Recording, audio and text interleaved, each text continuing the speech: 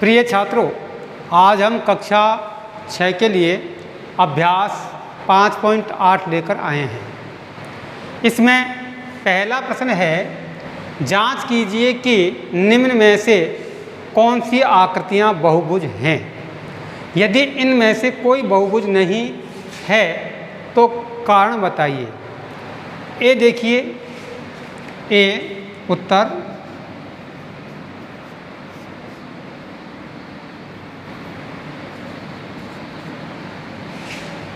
यह बंद बहुभुज नहीं है। क्या है? यह बंद बहुभुज नहीं है। क्या नहीं? ये बंद बहुभुज नहीं है, ए। इसी प्रकार बी देखिए आकृति,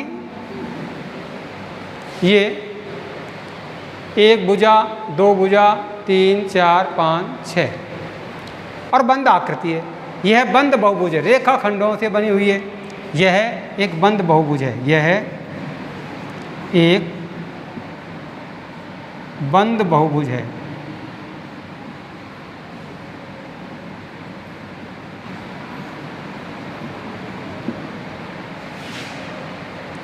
सी,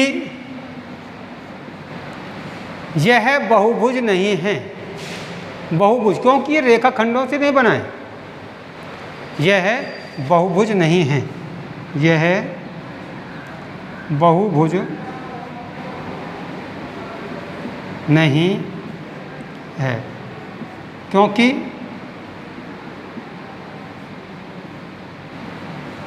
क्योंकि इसमें रेखा खंड नहीं है।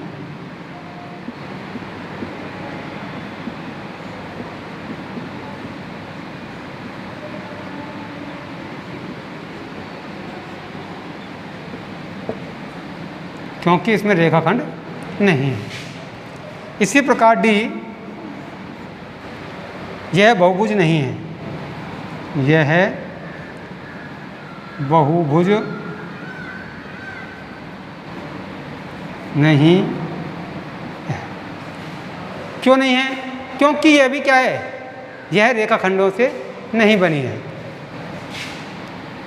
यह रेखाखंडों से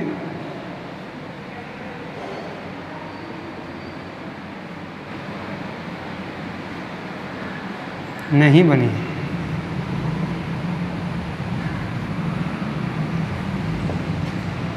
तो बहुभुज वह आकृति होती है जो रेखा खंडों से बनी हुई होती है। बहुभुज, भुजा बहुत सारी होती है। भुजा सीधी होनी चाहिए, रेखा खंडों से बनी होनी चाहिए। ये रेखा खंडों से बनी हुई आकृति है, इसलिए बहुभुज है। इसमें कोई भी रेखा खंड का उपयोग नहीं हुआ है, रेखा खंड नहीं है तो बहुभुज नहीं है। इसमें दो रेखा तो बनी है पर तीसरी गोल है, वक्र है। ठीक है, तो इसलिए क्या है? ये बहुभुज नहीं होता है। बहुभुज होता है त्रिभुज, चतुर्भुज, पंचभुज, षटभुज, अष्टभुज, 10 भुज, तो ये होते हैं बहुभुज। ठीक है, इसके बाद में आता है दूसरा प्रश्न। प्रश्न 2, प्रत्येक बहुभुज का नाम लिखिए। आपको उसकी भुजाएं देखनी हैं और उसका नाम लिखना है। ये क्या है? कितनी भुजाएं इसमें? ए उत्तर, ए चतुर्भुज। ये क्या है? चतुर्भुज। 4 भुजाओं से घिरी हुई आकृति क्या होती है? चतुर्भुज होता है। बी देखिए क्या है? त्रिभुज। क्या है? त्रिभुज। किन्हीं 3 रेखाखंडों से बनी बंद आकृति त्रिभुज कहलाती है। सी देखिए, 1, 2, 3, 4, 5, इसमें 5 भुजाएं हैं। पंचभुज। क्या है? पंचभुज।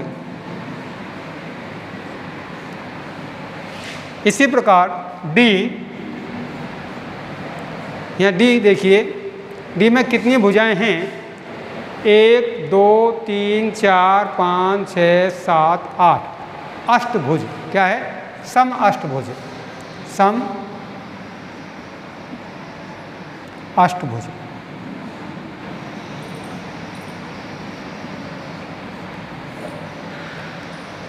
इसी प्रश्न के साथ आपका यह अभ्यास संपूर्ण होता है। इसके बाद में देखिए अभ्यास 5.9।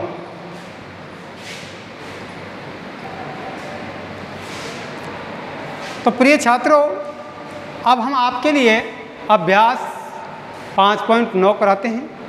उसमें देखिए निम्न का सुमेलन कीजिए। आपको मैच करना है शंकु। इनमें से शंकु का निशान कौन सा है वो आपको सुमेलन करना है। शंकु को मिलाइए। शंकु नहीं है, ये पिरामिड है, ये शंकु है, ये घनाभ है, ये गोला है, ये बेलन है। तो यहाँ है शंकु। तो शंकु कौन सा है उसकी तरफ तीर का निशान आ जाइए। ये शंकु, ठीक है। गोला, गोला कौन सा है इनमें से? ये गोला है। कौन से नंबर पर गोला? इसमें। बेलन, पाइप का सा टुकड़ा होता है, कठोर दान सा है, वो कौन सा है देख लीजिए आप। बेलन ये है। घनाभ, संदूक होती है, पुस्तक होती है, तो घनाभ कौन सा है आप देख सकते हो। ये घनाभ है। पिरामिड, ये पिरामिड है।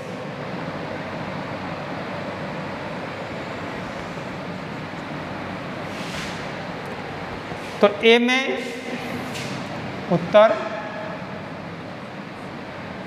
ए बी सी डी और ई। ए में है सेकंड, बी गोला है 4th नंबर का, सी बेलन है 5th नंबर का, डी घनाभ है 3rd नंबर का, पिरामिड है 1 नंबर पर। ये इनके उत्तर हैं। आपको आकृति पहचानी है। ये पिरामिड होता है, ये शंकु है कीपनुमा, ये घनाभ पुस्तक, ये गोला है और ये बेलन है, ठीक है। इसके बाद में आता है 5.9 का प्रश्न नंबर 2।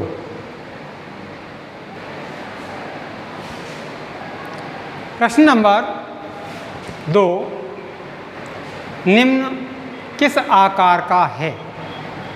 यहाँ आपको आकार बताना है। आपका ज्यामिति बॉक्स, ज्यामिति बॉक्स अर्थात ड्राम बॉक्स होता है, वो किस आकार का होता है? तो इसका उत्तर होता है घनाभकार का। कैसा होता है? घनाभकार, घनाभ है कार, घनाभकार। एक ईंट, उत्तर ईंट भी घनाभकार होती है। कैसे होती है? घनाभकार।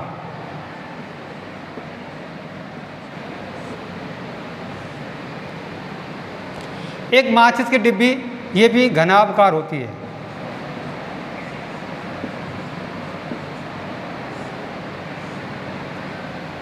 सड़क बनाने वाला रोलर, ये एक बेलनाकार होता है। कैसा होता है? ड्रम होता है, सड़क बनाने वाला रोलर होता है बेलनाकार, बेलनाकार। एक लड्डू गोलाकार। कैसा होता है? गोलाकार।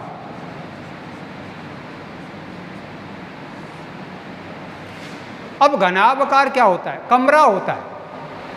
क्या होता है? कमरा होता है, वो घनाभकार है। ये घनाभकार है, देखो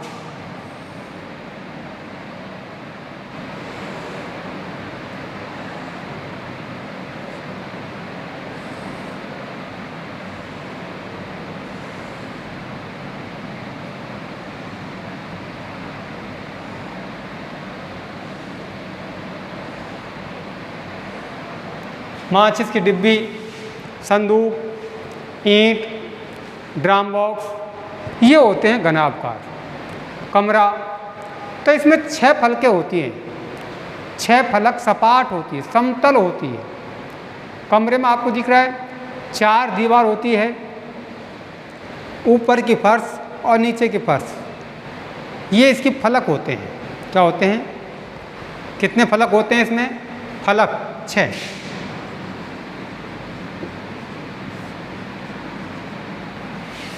कितने फलक होते हैं? 6। शीर्ष, शीर्ष कितने होते हैं? शीर्ष का होता है कोना, तो 4 तो कोने नीचे होते हैं और 4 ही कोने ऊपर होते हैं, अर्थात 8 शीर्ष होते हैं इसमें। कितने होते हैं? 8। कितने शीर्ष होते हैं? 8 शीर्ष होते हैं। शीर्ष कौन कौन से हैं? 1, 2, 3, 4, 5, 6, 7 या 8, ये शीर्ष हैं। क्या हैं? शीर्ष। इसी प्रकार किनारे,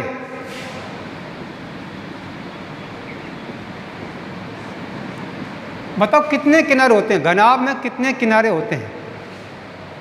किनारे, जहाँ ये रेखाएं आपस में मिलती हैं। तो देखो किनारे में बताऊँ आपको, एक किनारा तो ये है,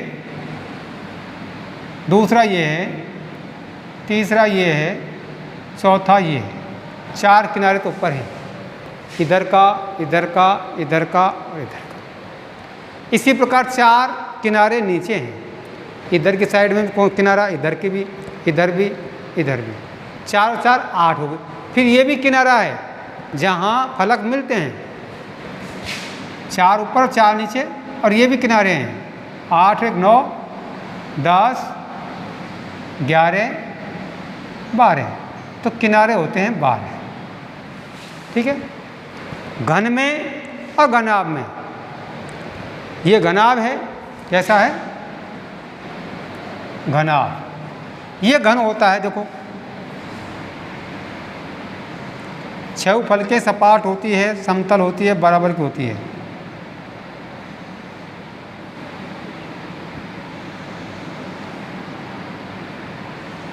जैसे चौक का डिब्बा, ठीक है, चौक का डिब्बा, चाय की पेटी, तो ये होता है घनाकार। कैसा होता है? घन। घन में 6 फलकें समान होती है और घनाभ में आमने सामने की फलक समान नाप की होती है। ठीक है। तो घन है, तो इसमें भी 6 फलक, 6 फलक, 8 शीर्ष और 12 ही किनारे होते हैं।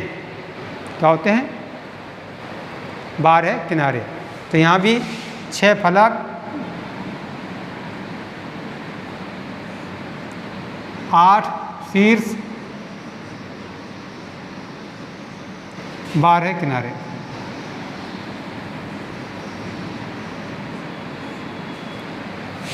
अब आप कहें से पिरामिड, पिरामिड कैसा होता है? पिरामिड कैसा होता है?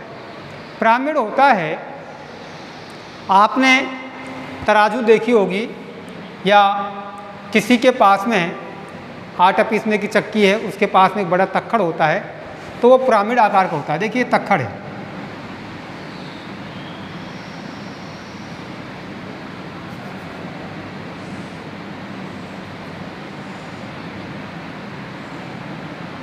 ये इसके कुंदे हैं। इन कुंदों को वो बांध दे और ऊपर जाकर के एक रस्सी से लटका देता है यहाँ।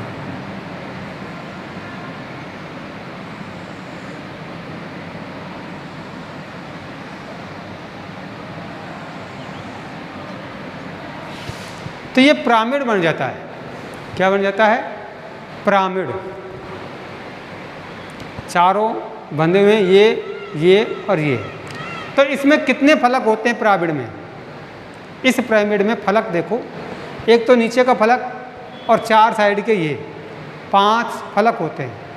किनारे कितने होते, शीर्ष कितने होते हैं? 1 2 3 4 5। 5 क्या होते हैं इसमें? शीर्ष होते हैं। इसमें इस आकृति की बात कर रहा हूँ मैं। फलक 4 और 1 5, शीर्ष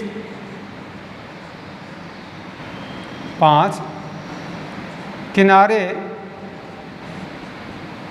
8। 8 किनारे कौन कौन से हैं आप देख रहे होंगे। 4 किनारे तो ये हैं तक्खड़ के, और जब 4 रस्सियाँ बन जाती है उसमें तो ये भी एक किनारा बनता है। 2 1 2 3 4 और 4 नीचे 8 किनारे बन जाते। ये एक पिरामिड के आकार का होता है। क्या होता है? पिरामिड के आकार का होता है। त्रिभुज का भी एक पिरामिड होता है। त्रिभुज का पिरामिड क्या होता है? देखो ये त्रिभुज है,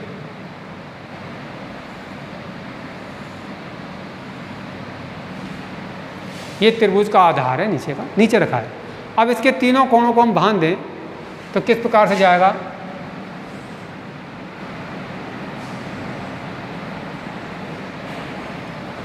ये पिरामिड बन जाता है। क्या बन जाता है? पिरामिड।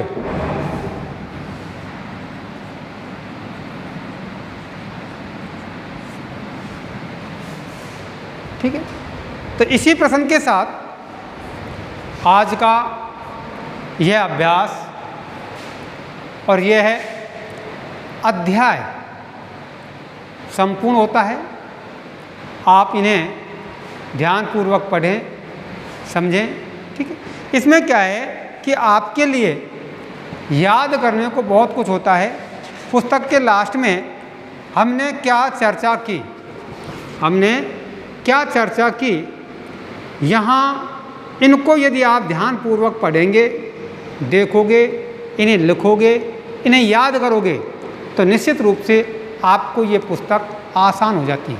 इसको करना बहुत आसान हो जाता है। इसलिए आप इन बातों को ध्यान देते हुए हमने क्या सीखा, हमने क्या चर्चा की, इनको आप पढ़ें, याद करें। धन्यवाद।